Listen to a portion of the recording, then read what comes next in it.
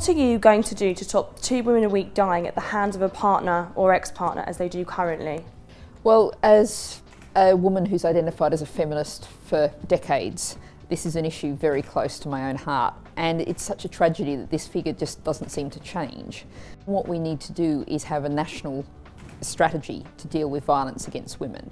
And I think in terms of dealing with that, there's 2 areas. We need really good quality specialist services, but we also need a level of general training for a whole range of people who are like to encounter women who are experiencing domestic violence or abuse, and actually make sure that lots of the people that they might encounter, whether it's staff at the doctor's surgery, whether it's even people at the library or something, have some basic training that enables them to signpost them off to specialist services. You just need to make it sort of uncompromisingly and rigidly unacceptable in society. We've talked just earlier about things like mental health, where you're having to encourage a culture shift, how you educate young children about relationships and sex and so on at school. All of that is the changes in rules and the things that governments can do. But actually, I think the countries which have done best at sort of stopping, reducing, ideally stamping out domestic abuse are also those where you just have people speaking out time and time again. I still don't think people quite get the scale of this problem. It's like a sort of sleeper issue. It pops up from time to time. Some people like yourself are brave enough to talk about it. I sometimes think we could, and that's where, to be fair, publications like COSMO and others do play a big role. Just constantly putting it out there in the public domain is one of the most important things we can do. First of all, one of the things I'd very much like to see is there's been a huge amount of funding taken away from women's refuges. That is completely wrong. And usually if women are in abusive relationships, in my experience, they will also find themselves powerless. So it will be the man in the house that, for instance, holds the purse strings. It will be the man in the house that makes the rules. Women might find that they're cut off from their support network. So the man has deliberately separated them from friends and family, from the workplace, that kind of issue. So women desperately need a place to run to, desperately need a place to be able to hide away of safety. So one of the things I'd like to see is very much that funding restored for refuges to start with. And also, yeah, I think we also have to be a bit tougher in terms of treating the criminality of this, and we have to have a zero tolerance approach to that, and we have to say it doesn't matter who you are, where you come from, how wealthy you are, or whatever, you will not escape the full force of the law. I mean, look, it's a terrible problem, and I'd say a couple of things. I'd say, first of all, it goes back to what I said earlier, actually, about making sure our young people are properly educated, because I think you've got to start in schools. You've got to start early. If anyone needs to know why PSHE is important, that should give people a very, very clear sense of it. And secondly, we also want to do more to get the police to do the right thing, because we need proper standards, national standards, which are applied across the board for policing and the way they deal with the issues of domestic violence. This is not easy, but part of the answer, just like our answer is around young people, is to say, how does our society deal with these issues? Do we speak up about these issues? Do politicians speak up about these issues? I mean, you're incredibly brave to have spoken up on this issue, but I think that is a crucial part of changing the culture. Laws can take you so far, the police can take you so far, prosecutions can take you so far. Culture change is also a part of it. Well, over the course of this Parliament, Theresa May, as Home Secretary, has absolutely prioritised tackling domestic violence and domestic abuse. We have seen that the numbers have gone down slightly, but clearly anybody being either killed or abused is just one person, one woman, usually too many. And so obviously we have ring-fenced funding for services supporting survivors, as well as announcing an additional £10 million before Christmas for shelters. Also things like having domestic violence protection orders, the domestic violence disclosure scheme, and we have an action plan for the violence against women and girls published last year, due to be updated shortly. And Theresa has also worked very closely with the police, the Crown Prosecution Service, again to make sure that the police in particular are well trained to support those who report domestic violence. And I think, if you ring fence something, actually we'd like local authorities to go further and just to make this a priority in the work they're doing, make sure there is housing and support available for women and families, because it is usually women who need that support. So currently, local authorities decide what they spend on provision for domestic violence, making help for victims a postcode lottery. How do you plan to tackle this? I think the postcode lottery of services is a huge issue, and what we want to do, our general principle in the Green Party, is we do believe in local decision making. We want much more local decision making, but what the role of the national government should be to set a basic level of standards and say there should be, everywhere should have this basic level of provision. And one of the key things that central government, as the holder of most of the purse strings, should be doing is making sure that particularly services like services for women experiencing violence, shelters, all of those kind of services at the moment, they live such a hand-to-mouth existence. Funding comes, for 6 months or 12 months, and you mightn't find out just a couple of months into that period whether you've got the money. And we need a much more stable, steady foundation of funding. I think Lynn Featherstone, I remember she was at the Home Office, she delivered, I think, about £40 million, and I think another £10 million has been provided to local authorities to make sure that the resources are there.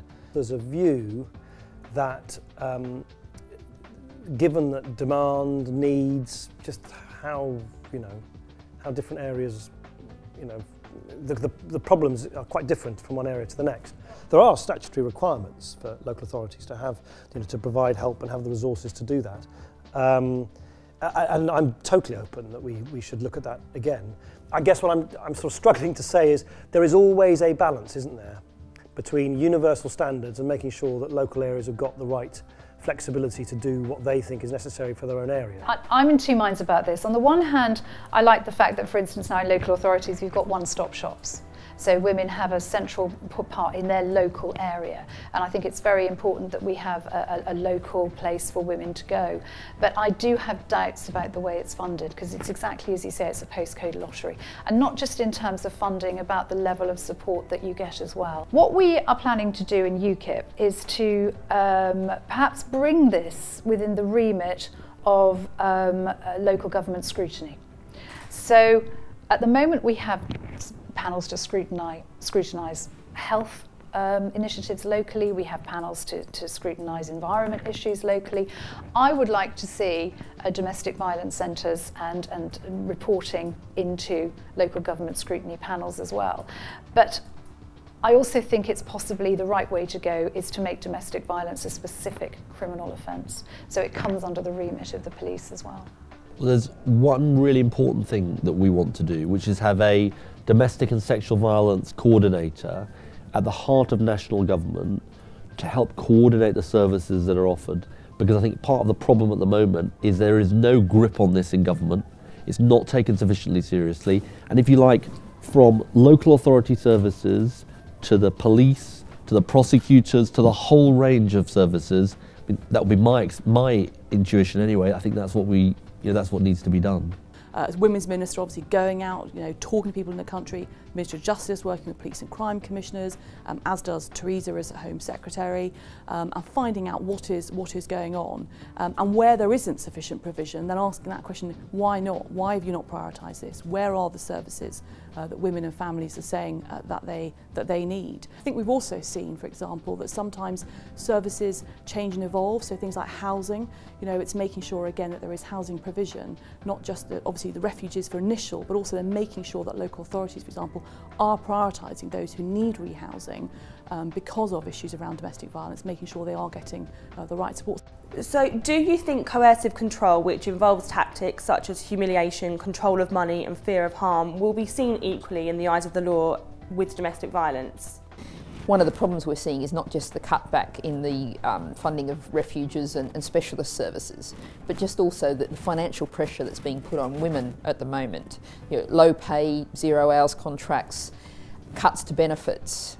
Women are being trapped in situations where they feel like there's no way out.